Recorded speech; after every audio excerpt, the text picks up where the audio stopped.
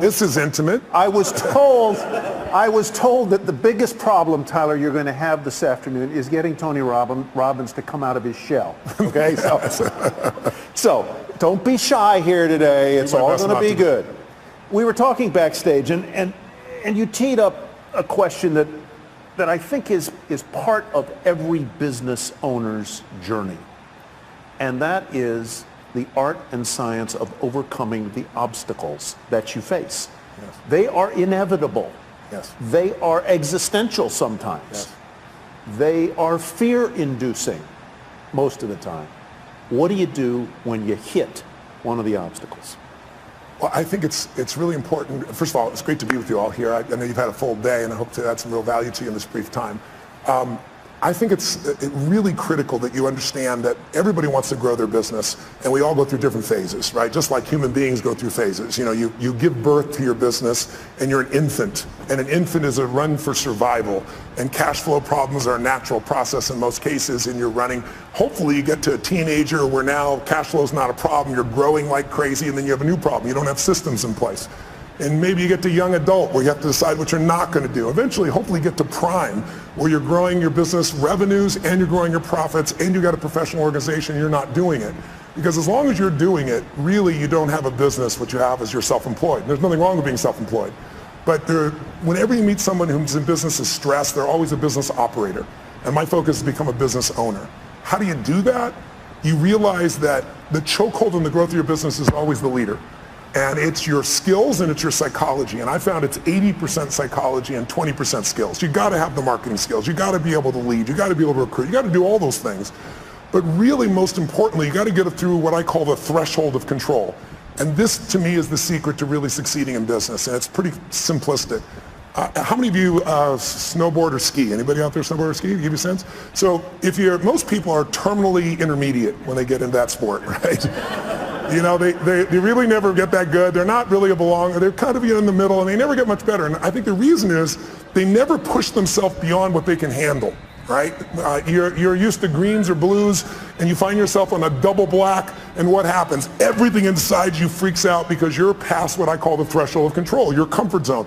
And you look down, you go, I could die doing this. So now you have two choices. Either most people slam themselves on the ground, hang on for dear life, and try not to skid off the cliff, and at best what you do is survive, or a few people let go of their fear, no matter how scary it is, and goes, I got to go down this thing, and there's no other choice, and they focus on where they want to go instead of what they're afraid of, and they find a way to carve. And once you carve a few of them, that double black is your bitch, right? You don't have to worry about that anymore, right? And so that's what happens in business. So for me, I can remember going and starting my first business in Vancouver, British Columbia, Canada. I got on a radio show.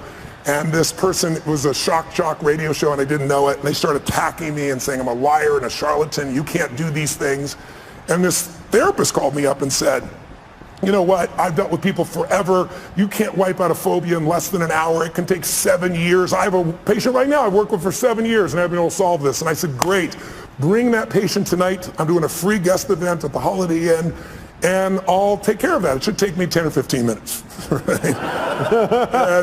and you do it? I do it. And I was able to do it. I wrapped a snake around this woman. She had a snake phobia. A phobia is an uncontrollable response. So because of that, I had people coming to these guest events like crazy, and I thought I hit the home run, right? And I did this big guest event. There was like 1,000 people there, which for me would be like, I don't know, 100,000 people in an event right now.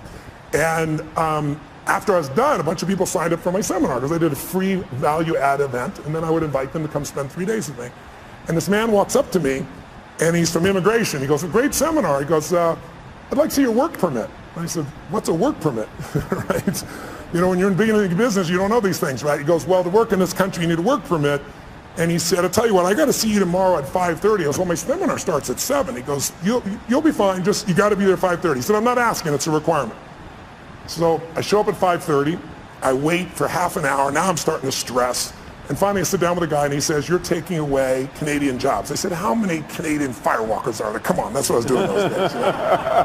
And he said, no, you teach NLP skills, neuro-linguistic programming, and these people have classes of 20 people and you got a class of 500. And so they say you're taking jobs, so your event is over. So what do you mean your event's over? He goes, if you walk on that stage tonight, we will handcuff you and deport you. This is what I call a threshold of control. Right?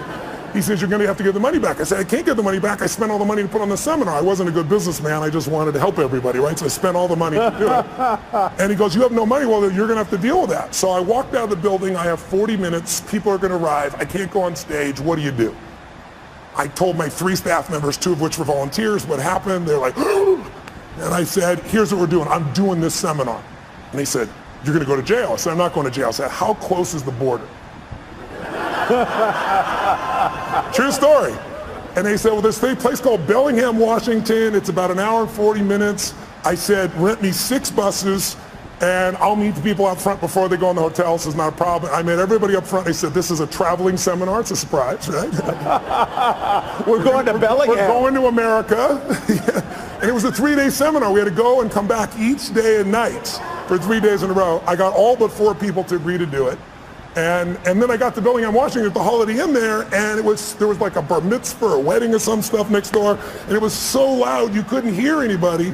And so I said, just lie on the floor, close your eyes, going to hypnotize you into this shit, right? You know? But so what happened was you learn how to get through that, right? And we learn how to be resourceful. When you realize that your problem is not a lack of resources, it's not a lack of money or technology or contacts, it's not. It's your psychology. Because the ultimate resource is resourcefulness. And human emotion, that's what starts wars, that's what makes a business begin, that's how you have children, that's how we end wars, it's all emotion. And so what I really learned to do is how to manage my emotions. So, you know, once you solve that one, the next one shows up. I started a franchise, and a couple franchisees were really upset when one of the people representing on my side said they didn't make things clear to them, and you know, it's all bullshit, but it cost me $5 million in 4 years. I thought the first one was like a $50,000 challenge. Now I got a $5 million challenge. And I took all the money I'd saved in my entire career to pay that off, and I was starting over again. And then I grew from that. And then I finally got, you know, I had a partner in business, and long story short, they had a business that was losing $1 million a day, and he turned it around and making $1.8 billion in EBITDA. He offered me his partner, and I signed a document saying we're all joint and several. There was $40 million in debt. I figured I had $10 million of the debt to have $1.8 billion in infrastructure. And it turned out my partners, 2 of them were broke. They weren't billionaires. They had lost their money. And the other one was the son of a billionaire, and his dad had given him nothing, had $5 million to his name. So I was on the hook shortly after for $120 million when they didn't have $120 million. I figured out how to deal with that. By doing that, I eventually took my companies to this year will surpass $6 billion in 33 companies because I made it through the threshold of control. So I want you to know, when you see these big numbers by any entrepreneur, they all started with blocking and tackling, and they all started with how do I get both the skill and more importantly the psychology. You can get the skill if you can get that part of you that just doesn't die, the part of you that finds the way to add more value than anybody else so you can keep growing. Where does the perseverance come from for you? Where does the indomitable spirit come from? Here, the title of your book, Unshakable. Yeah. Where does the drive come from? You did not grow up in easy circumstances. No. At all. No. No college. No. At all. No. All self-educated. Self-educated, a household that was not easy. True. Is that part of the reason that you are as perseverant as you are, as optimistic as you are, as forceful as you are? That didn't create my optimism. No, it didn't create your optimism. But maybe it was a way to I think it developed moxie. My mother was a really good woman. I didn't talk about it when she was alive, and frankly, even if she passed, I didn't talk about it until one day I was sitting in front of a group of 30 kids that were abused by their parents, and I told them that, you know, your biography is not your destiny, and you're not defined by what happened. But I could see in their eyes, a big, tall, white, rich guy, you know, he doesn't understand. And so I told them the whole story. My mom beating me against the wall till my head bled, pouring liquid soap down my throat till I threw up. So I think in order to protect my younger brother and sister, I had to become a practical psychologist. That drove me, and I developed moxie to be able to deal with stuff. So that was the gift. If my mom had been the mother I'd wanted to be, I wouldn't be the man I'm proud to be, I think. So that was the gift in it. But I think the drive part is falling in love with your customers. I love people. I've always loved people. And I hate suffering because I've suffered. And I love to light people up, and not just light them up, pump them up. I love to have them have a skill, have them a tool, have a system. You know, when I do my boot camps each year for our business mastery programs, I guarantee everybody there on the day one, you'll have $1 million of value in your opinion, or we'll give you, keep all the stuff you got and we'll give you your money back. No one ever leaves.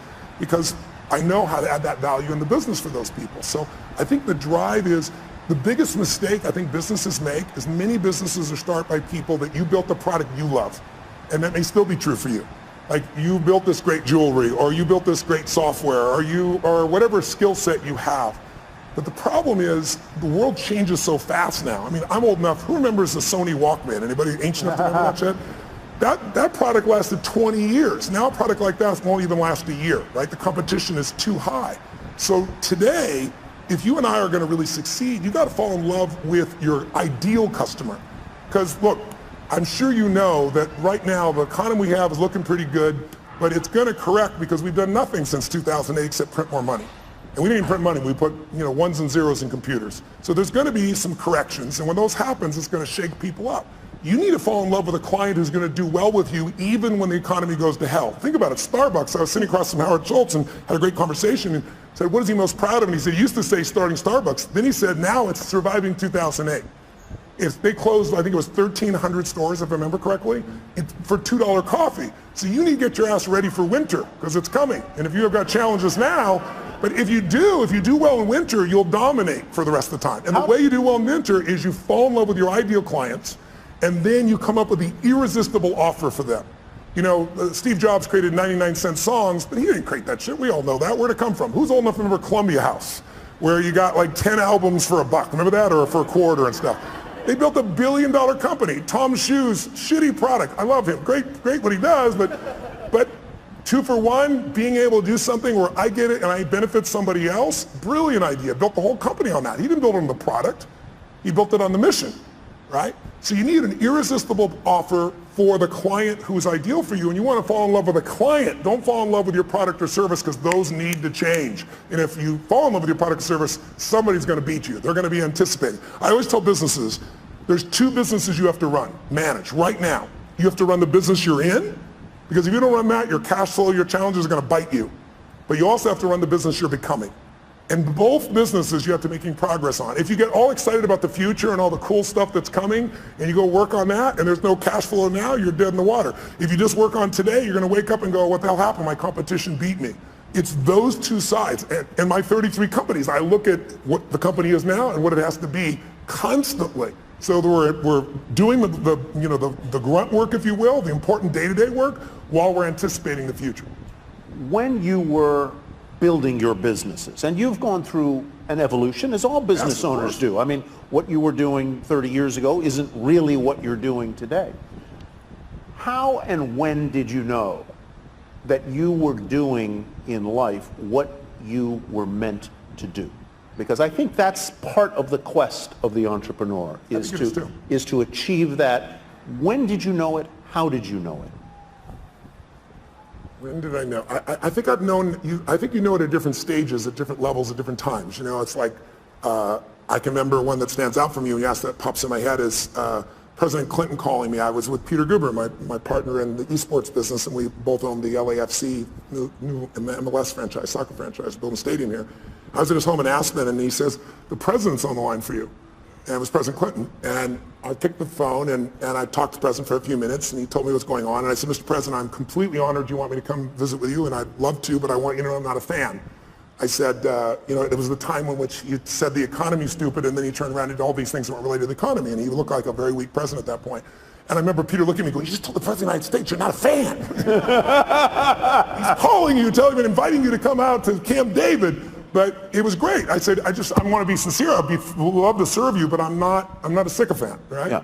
And so I went there and spent time with him. And I think the moment I know that I was doing what I love was, there were a couple of people there, and they were all trying to get his attention. And he and I went for this walk, and this deer went by, and he was telling me, about all these past presidents. And he was honestly at the time complaining about how unfair things were. And I thought, this is the President of the United States, and he's effed up.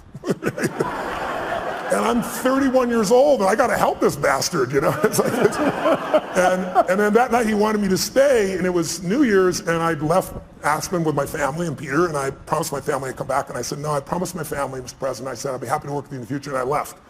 Leaving the president when everybody else stayed, was a moment I realized I'm doing what I'm really supposed to do. I've kept my priorities straight. My family's still number one. Making contribution is number two. I'm able to play on the scale that's global, and I'm able to play on the scale that matters most, which is local and family.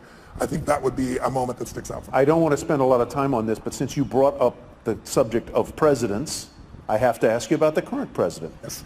Walked right into that one. Have you advised him? And if you haven't, how would you help him? Brain transplant? No, just kidding. Look, I know the president quite well. I've known him for many years. I gave him his first big speech. I might be to blame. He wrote about it in his book. He thought he was coming to speak to 200 people in my seminar with 10,000 people, and he just kind of lost it a little bit. And then his number one piece of feedback on how to succeed was get a prenup. And I thought, oh my God. And I know Mrs. Clinton. I know Mrs. Clinton very well as well. So I had a great difficulty in this last election because I felt like both parties lied. And I think that's extremely hard. I mean, everybody tells white lies, but some were pretty exaggerated and obvious on both sides. And so I found it was a more difficult time. I help people on both sides of the aisle. I don't talk about who I help unless they talk about it publicly. President Clinton shared, he called me one day and said, I got this overhead speaker, the president's calling. I was in my offices, and big offices and 2 floors. And I went to pick up this phone, and sure enough, it's the secretary, and the president's waiting, and he says, Tony, they're going to impeach me in the morning. What should I do? I was like, could you call me sooner? It's tomorrow morning, right? What the hell are you going to do, right? So, he said, what should I do? And I said, the answer is not what should I do, you're asking the wrong question. First question I ask is, what do you want? Do you want parents, moms, dads to have their kids look up to you, or do you want to just stay in office? I mean, it's a different outcome. I said, if you want to stay in office, I said, easy for me, I'm not a lawyer and I'm not in your position, but let's be honest, you're never going to get thrown out of office. There's too many votes on your side. So I said, you're going to stay in office if you do nothing. But I said, if you really want to be respected, I said, you can share the truth, you're a lawyer, without putting yourself at risk and still get more of the truth out. And we had this great conversation. He said, man, that's exactly right. That's exactly what I do. So I'll call you back. I'll call you back in 20 minutes. So I'm waiting 20, 30, 45. About an hour later, the secretary calls me and says, President wants you to know he's still resolving things. He wants to get back to you. And then another 30 minutes went by, and I'm thinking, I'm affecting history here, right? And then I saw him standing there with all the Democrats beside him just saying, nope, we're going to kind of keep the same component and went through things. So over the years, I've had a chance to work with people on all sides. And what I think about the current president is he's a terrible communicator, but I think he actually has some good ideas. And I also think he's communicated so poorly, and our world is so divided that now anything he says is seen through that filter. If I think you are the nicest man in the world, it totally controls my experience of you. It has nothing to do with you. It's my belief. If you treat me mean one day and we're best friends, I'll probably go, you're having a bad day, right? If I can't resolve it with you. Mm-hmm. And who's ever had a bad day where you hope somebody else thought that about you, you were just having a bad day, right? Yeah. So, but if I think you're a manipulating bastard, and I'm wrong, but I believe it, and you don't treat me mean, you treat me real nice, what's the first question in our mind? What does he want? So your questions, your belief, your emotion, and your experience has nothing to do with life. It's shaped by what you believe. And most of you believe what you believe not by interacting with these people personally. You're doing it through the media. And the media is a great component, but everything is sound bites. And let's be honest, it's no longer about informing you. It's about startling you. Informing you will never get your attention. There's too much. We got oceans, people say that we're living in an information society. That's total bullshit. The information society died a long time ago, right? We're drowning in information. We're starving for wisdom. And what we get now are sound bites. And now people don't, it's not news anymore. On both sides of the table, people basically pretend it's news when it's all commentary. And so your perception, it's like I had lunch recently with George W. Bush. I brought him out to speak to a group of my funding groups. And I bring out people on both sides of the aisle. And this year we're working with President Obama to see if we can get him in. But to give you an idea, most people there thought, they're more liberal, and they were thinking this guy's evil. And after 2 hours of conversation, there wasn't a person that still thought that. Right. They liked him, but I asked him about his decisions, and they got to see why he made the decisions he did. And when you see the why, instead of all the bullshit you hear and the generalizations that he's an evil guy, you start to go, wow, I might have made a different decision. I might not have with that information that he had at that time. And I asked him about the current president, and it was still during the election when this was occurring. And I said, obviously, I know you wanted your brother to win. And I admired President Bush for never attacking the past president. He never attacked President Obama. He was a class act, even when he disagreed. So he told me privately what he felt. And then he said, Tony, I remember when Nixon was elected, and he said, I thought that was the end of the American presidency. I mean, the President of the United States is gone. I mean, he's evil, he did the wrong thing. And he said he didn't destroy it. He didn't. And he said, so here's what I figured out. The office is bigger than the occupant. And I really believe that's true. I think if you want to go home tonight with a little bit of comfort inside, go back to that truth. The office is bigger than the occupant. And you see it when he does things, and then there's a judicial branch that balances it. And I think we're in a situation where the biggest challenge we have as a society is we've demonized the other side on almost every issue. Right. It used to be that, congressmen and senators would go fight like crazy on the floor, and then they go have a beer together. Now you're radioactive if you talk to somebody. And that's huge. I met Mr. Gorbachev. I got a chance to fly him for 4.5 hours, and I asked him what ended the Cold War, and he said the end of demonization. He said it used to be you guys were attacking us, and everything you did was evil. We were the evil empire, and we knew you were evil. And he said one day, he said, I was sitting there with President Reagan, and he was lecturing me. And he said, I could feel the anger. He said, I could feel my face burning red. I was so mad. And I said to him, you are not my teacher, and I am not your student, and you will not lecture me. And he said, then I lectured him on the evils of capitalism. And then we're going back and forth, and he said, so that's when in the Cold War. And I said, that's a really great answer, but I'm with you for 4 hours, and I want to know the moment.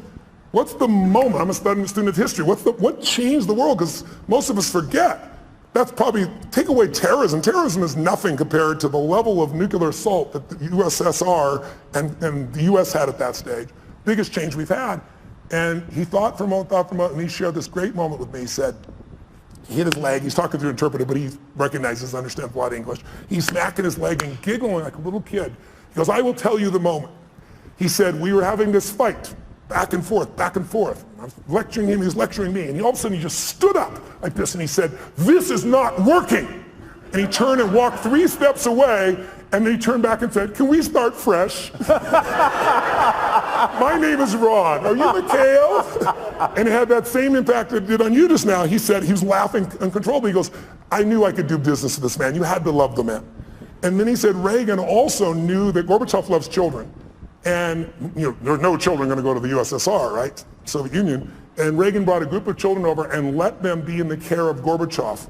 And he said it completely changed the game for him. So it was a moment, just a moment of breaking somebody's pattern. And that works in an intimate relationship, it works in a business challenge, but it also works on the scale of society and history. I want to go to audience questions, and I hope you all have sent some to the Iconic Tour hashtag. I'll go to those in just a sec.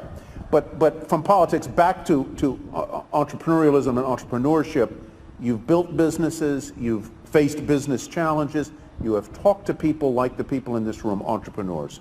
What do they ask you most, and what do you tell them? Time.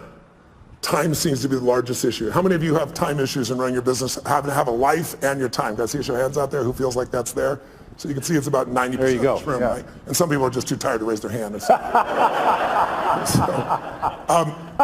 But the issue of time is not the real issue. The real issue is that they're operating as an operator, not an owner. And so what I start to do, in the beginning, you have to do both, right? But what I start to do is show them how you have to be able to break off and get other people to do things. But more importantly, I teach people, I do a 5-day boot camp, I call Business Mastery, a couple times a year, and we bring in businesses from all over the world, literally. And we have people just starting a business, and we have people with, businesses that are doing $1 billion, $2 billion, $3 billion. And what you find is that there's a common pattern amongst all these group of people where they find themselves, if it's a small business, they do everything because they feel like they're the only one who can do it, or they tried someone else and they failed. Well, that happens in every business. You have to begin to leverage yourself, or you're just going to be self-employed, and you'll never have the scalability. A business is a system that adds value even when you're not there. And you as a leader have to get good enough to both hire people and train people so that you're not a manager. A manager works with people to make sure they get the job done while you're there. But if you have to be there, could I run 33 companies? I mean, every 4 days I'm on a plane, train, helicopter on stage somewhere on average in a year, and I got 33 companies. There's 12 I manage directly, but I couldn't do that by management. I do it by leadership. I build leaders who can make their own decisions. I hire people that are the best of the best. Now in the beginning, that's hard because you have no money, right? So you hire the best, it's called you, and you pay them nothing, right? And then now you try to hire other people, and what do? You hire your friends, which is a disaster because they're not as skilled, and you love them, and it's hard to manage them. And then I hired people that were really talented, but they were mean, they didn't share my values.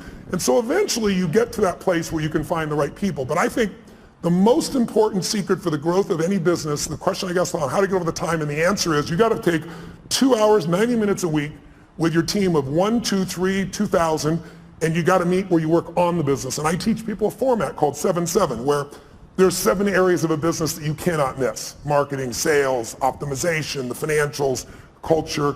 And I'll make sure that each week you and your team focus on that, not the day-to-day business, but how do we strengthen our marketing, not just for this run, but overall how do we build the brand? What do we do to change our sales process? How do we optimize the business? How do we spend no money and grow the business 30% in the next 3 to 6 months?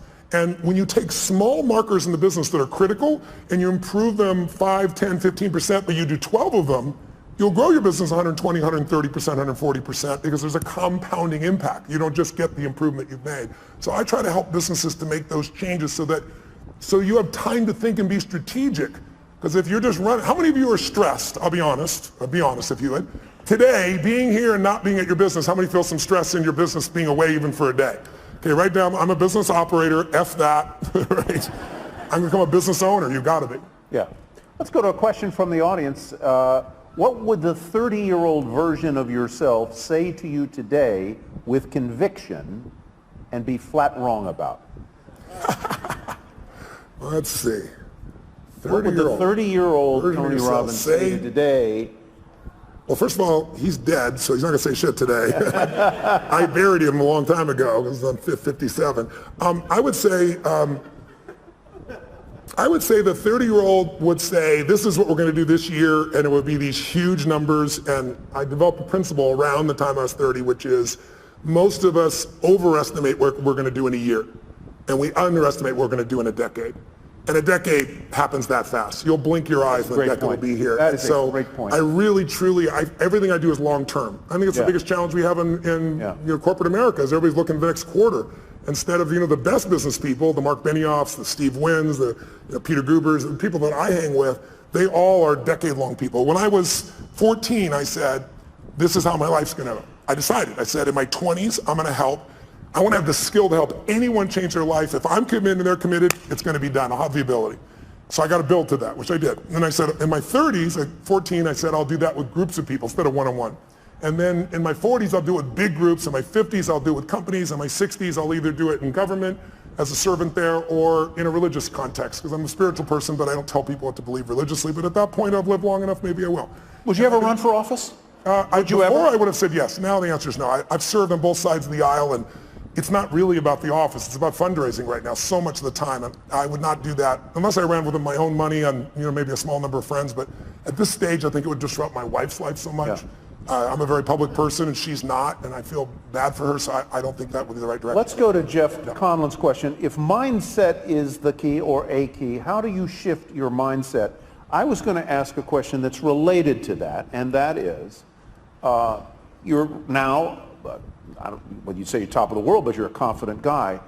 What do you do? What do you do when you have self-doubt? And that's sort of, how do you shift your mindset? How do you deal with self-doubt? I don't have a lot of it at this stage, but I... Shocking!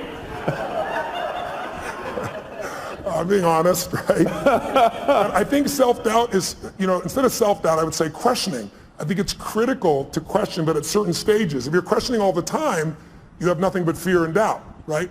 You only believe something because you don't question it, right? Someone tells me, oh, so-and-so, talk behind your back this, and you go, no, they're my friend, they'd never do that.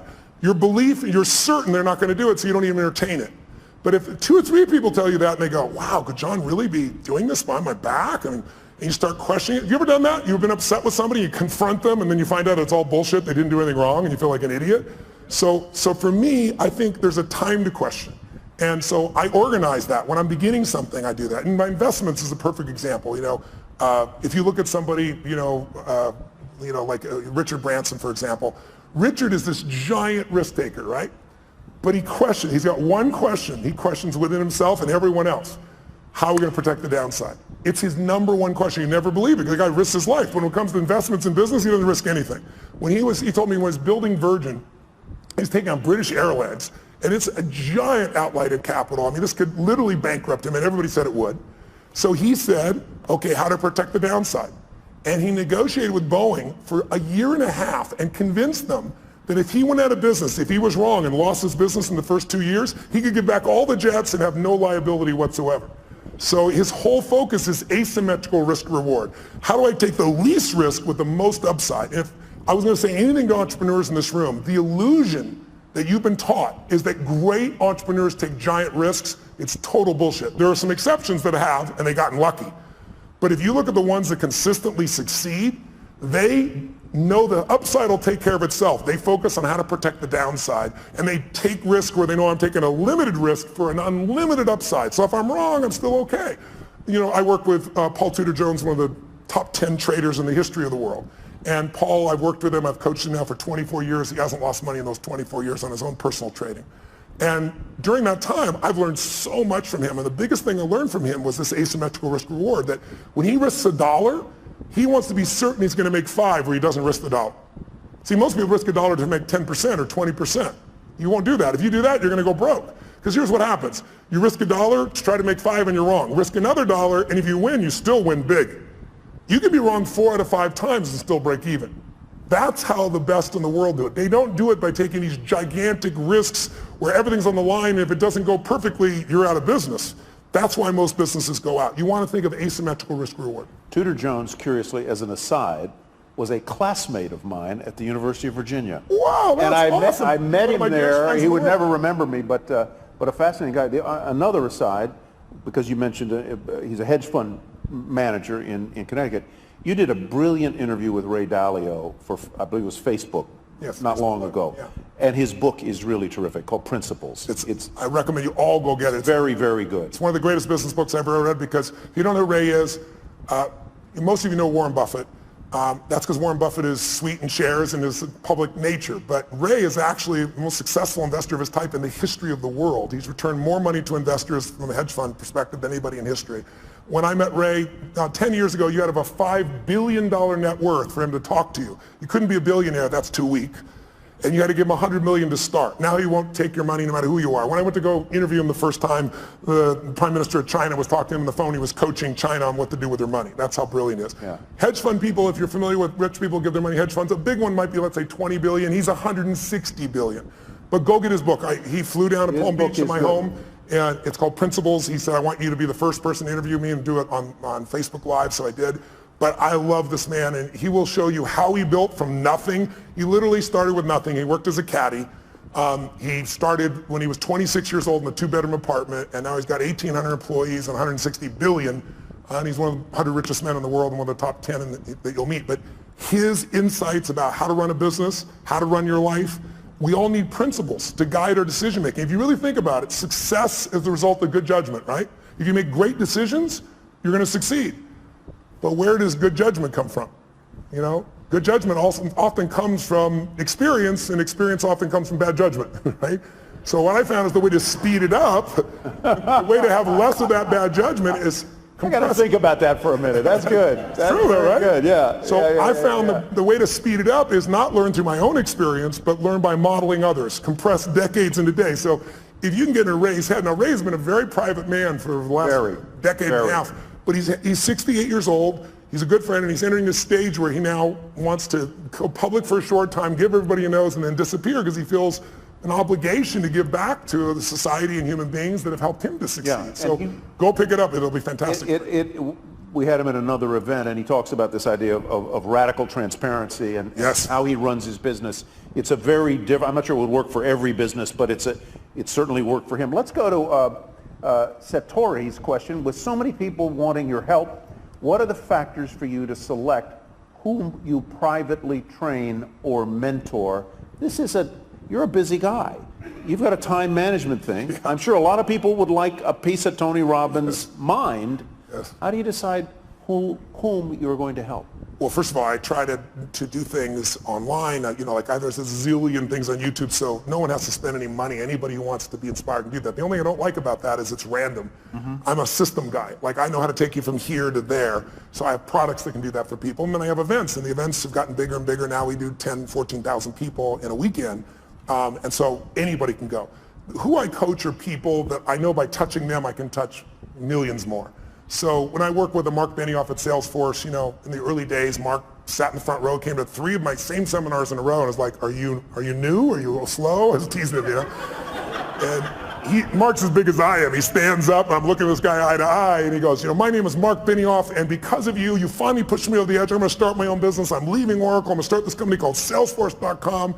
And he said, and you mark my words, we're going to change business around the world. We're going to do $100 million in business. Well, this year he's going to do 10 billion, right? So he's grown a little bit. But when you're around people like that, you get to see what the distinctions are that separate people. You get to see what makes them stand out. And by coaching him, I'm able to affect everybody, not only all of him and his employees, because he's that kind of owner, right? He's a leader, but also he's a leader in the social community. He's very conscious about that. And everybody from Facebook to Apple to GE, their back end is Salesforce. So impacting him impacts many other people. And then I just pick people who I feel the need is. I mean, somebody stops me on the street, my wife will tell you I can't not help. I got to help someone. Now I may have limited time, so then I'll invite them to a seminar or send them a book or a package or something so I can give them a guide to go to the next level. So I don't ever say no, but I can't coach everybody one-on-one, so I try to do it in groups where there was a wonderful anecdote I read, since you brought up Mark Benioff, that I guess he was a guest at at your home or resort in Fiji, and in the middle of the night,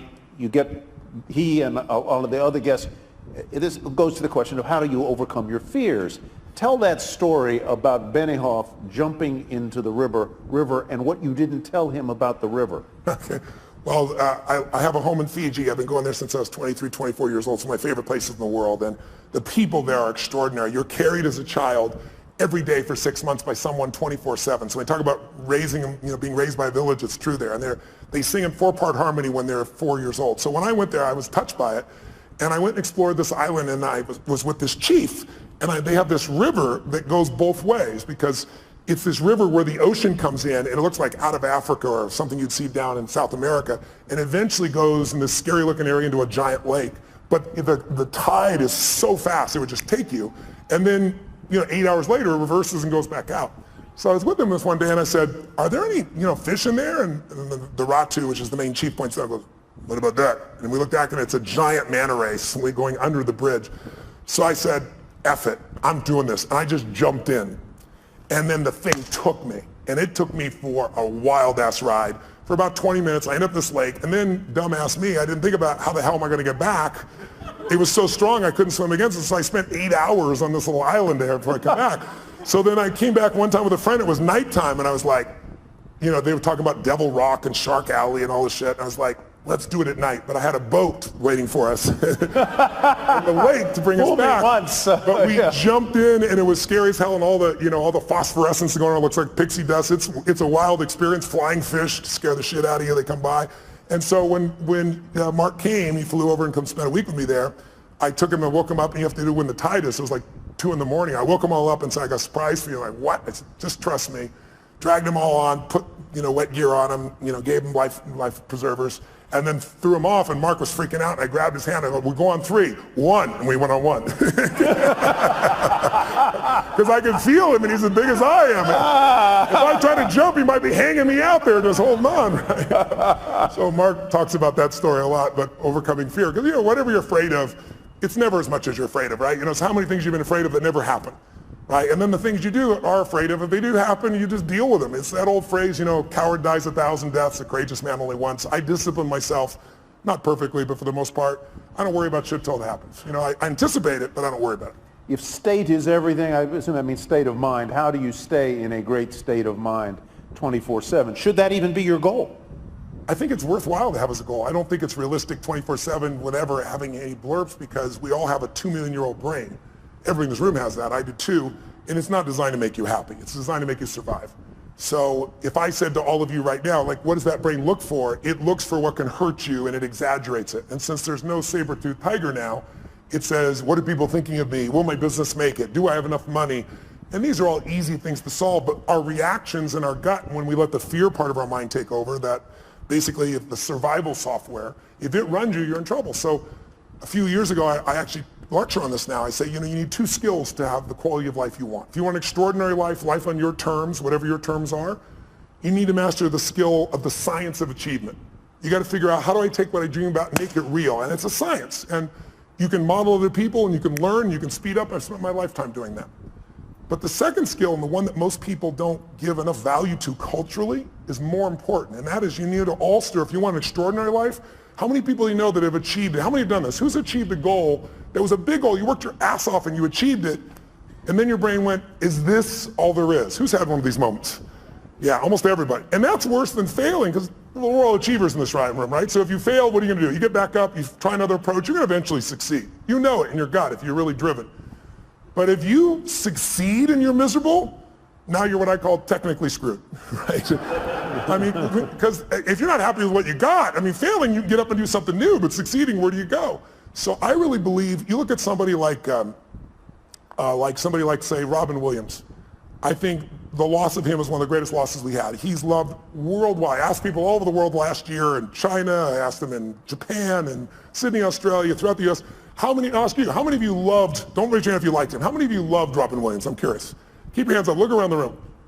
Like 98%, only 2% assholes that didn't like Robin Williams in this room. But when I say this, I didn't say like, I said loved. And so here's a guy, was he an overachiever? He came to Hollywood, everybody comes to Hollywood. He said, I'm on my own show. Oh yeah, sure you are, buddy. I was old enough to remember the show. What was it called? Mork and Mindy. Mork and Mindy. It's old people in this room, clearly, right? He does Mork and Mindy, but he also makes it the #1 show. Then he says, I'm going to have a beautiful family. He does that. Then he says, I want to make more money than I can spend. He does that. Then he says, I want to make movies. He does that. Then he says, I want to win an Academy Award for not being funny. His #1 skill. And he did it. And then he hung himself in his own home, leaving his wife and children to find his lifeless body. How do you explain that? I'll tell you the answer. He made everybody happy but whom? And his wife said he had Lewy bodies and upsets in his brain. That's all true, but he used drugs and alcohol his entire life. He suffered his entire life, made everybody happy but himself. And so I love the guy. One of my birthdays, I was at TED and I did this talk, which was very popular, and he came to my birthday party. A bunch of guys took me out to dinner that night and jumped on top of the table and sang happy birthday as a Russian woman and then as a Chinese man.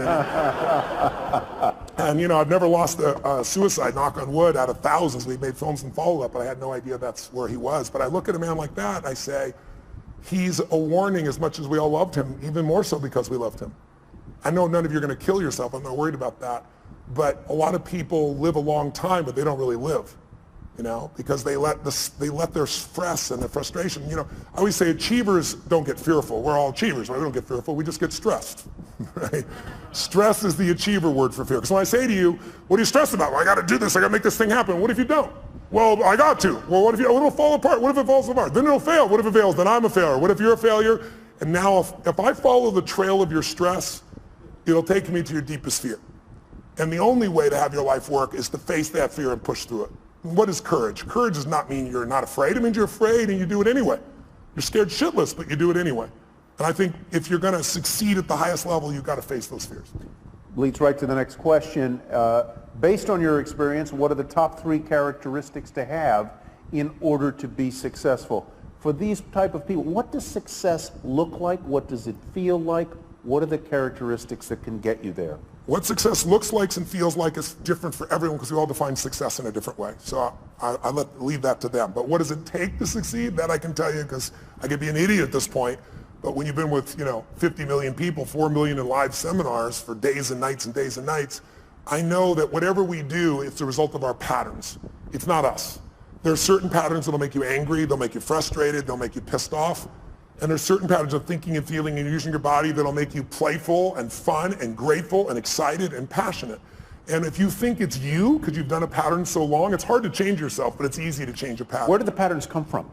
We learn them through our conditioning. When you first are born, you can do anything and you're loved. You can, scream, yell, go to the bathroom in your pants. Try that when you're 30, see if it works, right? But you learn very quickly as time goes by, you're loved for nothing as a baby, right? You're loved no matter what you do because your mother's, got oxytocin. She's natural drug in her body. Men get it too, but women get 10 times as much. That's why a healthy woman cannot leave her child. A healthy man can, but a woman can't. Right? She's biochemically healthy. And so you look at this and you say, what are the 3 things needed? I can tell you what they are. The number one, I love intelligence. I love wickedly intelligent people. I try to hire as many of them as possible, learn from them. But what's more valuable than intelligence is hunger. You find, if you looked at what's the common denominator between Richard Branson, Mark Benioff, you give me your list of whoever it is. I guarantee if you dig underneath, their hunger has never gone away. Some people get hungry because they got a goal to, achieve something or get in a swimsuit by a certain date or some stuff. But that's not an identity change, right? These are people that are like myself. I'm hungry today at 57 more than I was at 26. I feel in me. And when I say hungry, I'm hungry to contribute, to learn, to grow, to make a difference. I'll never settle less than I can be or do or share or give or create. And everyone I know that's successful, that's the driving force. Because with that hunger, you can get the skill. With that hunger, you can figure it out. There are a lot of very smart people who can't fight their way out of a paper bag in a pragmatic way. And they got, great transcripts and shit like that. I went to Harvard one time and I spoke, and right before I spoke, they had voted at Harvard Business School to not release anyone's transcripts to the recruiters of the businesses coming in, to block it. And the argument was, your education is more than just your grades. And I went berserk. I got up there, first of all, they said, Tony, I expect to be, 1,000 people there, a couple thousand people there. And they said, no, Bill Gates was here, we had 300 people, it's gonna be much smaller. But we ended up with about 1,200 people, standing room only. And they gave me 30 minutes, and of course I went 3 hours. I did, no one left. But one of the first things I did, I said, what is this bullshit I'm reading? This was in the paper that day. I said, listen, I'm not trying to be disrespectful, but you've been disrespectful to each other. I said, if you're not willing to show your transcripts, I agree with you. Your career, who you are, is more than just your degree here. But you chose Harvard for a reason. And there are people here that have worked around the clock and gotten, 4.0, and you got yourself a 2.6, and you're going to block them because there's more of you than the 4.0. It's not going to work that way when you get in business. When you get in business, you guys who are doing this right now, you're going to be judged on one thing, results. And your grades are the results in this context. And if you think your grades are not it, then convince me as the interviewer that the grades are a part of it, but there's so much more you've done. If you can't do that, you're never going to make it. I said, you guys, anybody voted for that? Just count on a future that is full with pain. And the room was like, it was pretty intense, I guess. I thought it was pretty soft, personally. And then all of a sudden people stood up and they did a standing ovation, and people said, this is bullshit, because this is what happens sometimes in a democracy. Sometimes in a democracy, the lowest level standard is what becomes natural. We're seeing it right now on the political side.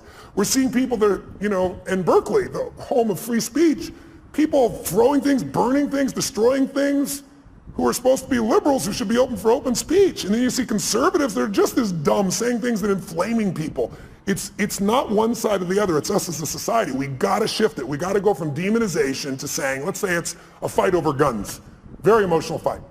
What's the problem? We demonize each side. Nobody in this room, whether you're pro-gun or against gun, whether you want gun regulation or not, there's nobody in this room that doesn't want their children or their friends or their family safe and protected. We just disagree. People disagree on how.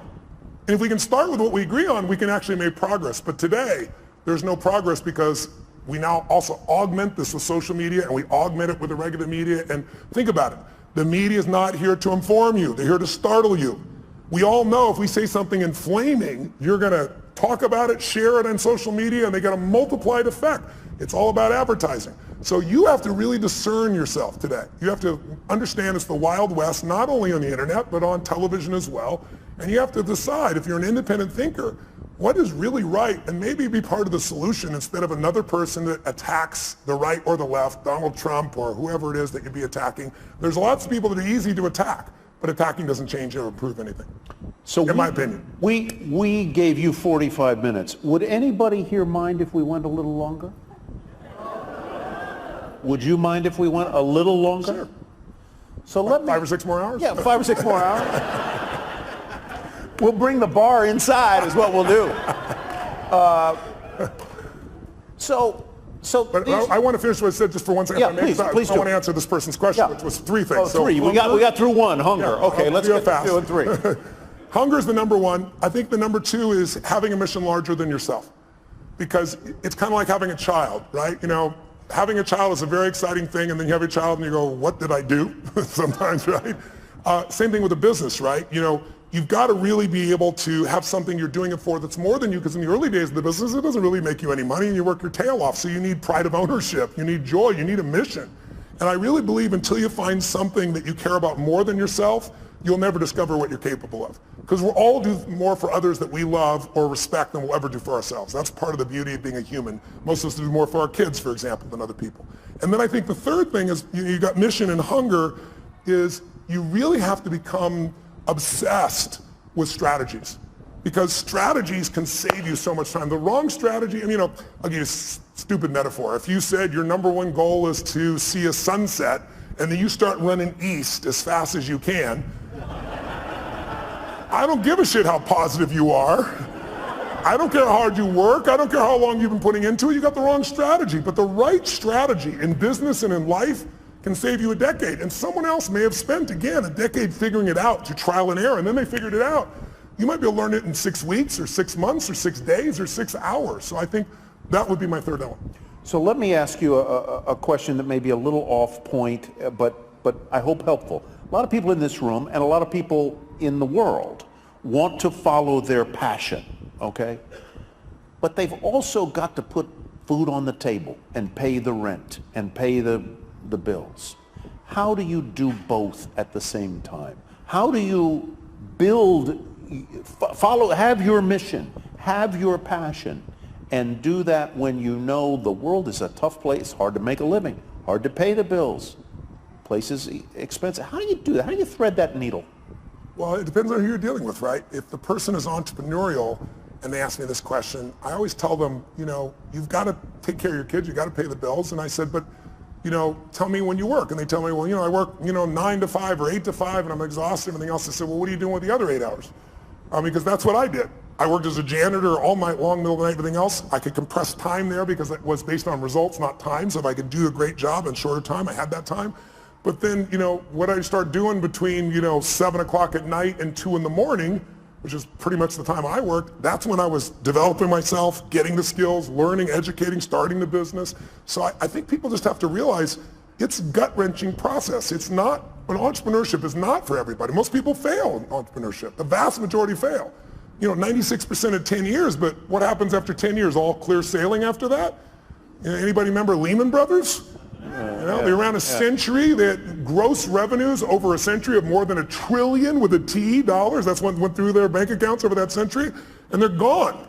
So I don't think it's right for everybody. I think you have to really be clear, is your personality the right personality if you're going to begin in this area? And then if you're going to work for somebody else, you can still become financially free, but that means you got to stop being a consumer and become an owner under entrepreneurs. You want to own businesses, right? Get out of just being, don't just own an iPhone, own the company, but not just Apple, obviously. But how do you keep your energy up and your enthusiasm up? How do you do it? I'm wired for it. It's my nature to some extent, but also the other part is I get to see results.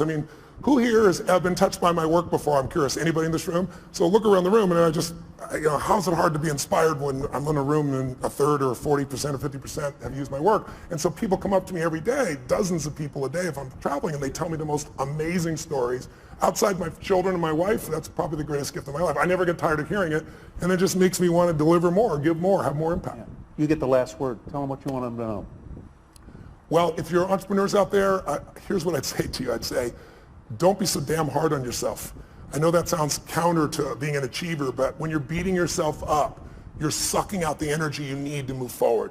It's kind of like, I always tell people there's so much energy, and I've built mine. I do a lot of things to build my energy to be incredibly strong and have really strong endurance, because to me, energy is life. If you don't have strong energy, you're not going to do anything. But even after we look at that energy, it only goes so many places. So if your energy is being caught up, if you take energy in a business and you pour it into external marketing, going out and reaching people and adding value, that business is going to grow. But if there are inner conflicts in that business between people, then the energy is being sucked in here and less energy is going out there. The business is going to have problems. That's also true of you. If you allow your disappointments to create these inner conflicts and fears and you let them run wild within you, they're going to suck the energy out you need to go to the next level in your business. You have to discipline your disappointment now. Mine is the 90-second rule.